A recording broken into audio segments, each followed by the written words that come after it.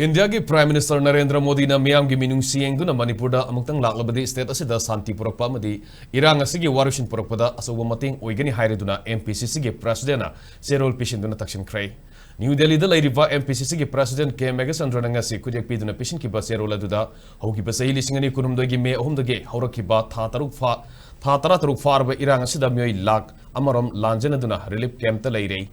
Miyoi Kiamana Tawai Taki with the state as it and Dulita Pibam Amadalari, Cheragasida, September Amadage, Anuba Lalong Amoina, drone the gate, aerial bombing Amadi, Apamakagi Kulishing season Aduna RPG, Missile Kia, Capsinduna Missam Miamda, Akiti Zumba, Pokaliba Asina, Manipuri Miam Topam Kangana lady, Maramaduna, State Asida, Mausagi Punchida, Hanzilana Prime Minister na Amutang, Orevasu Laklabadi, Mating Wigini Haina Pishin Kibaserola to the Palihina MPCC President, K Megasandra of Hongorokli.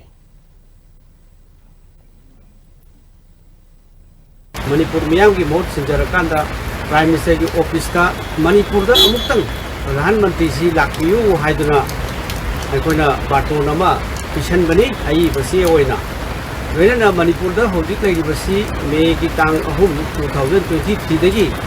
Erang thokpasi ga mari leinana amasung September ki tang ama 2024 dagi akan mamong da isi bina high tech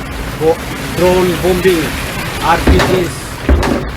bombarding. Asina singwa mayam kopa awana mayam siga mari lena Manipur miyam ki damakta for the sake of the humanity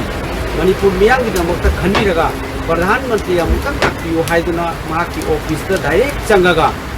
aikoi chithi si pishan bani ai basi oina basi amutang lakpirabadi Manipur da Erang se basi soidana Russian Gadi na Khali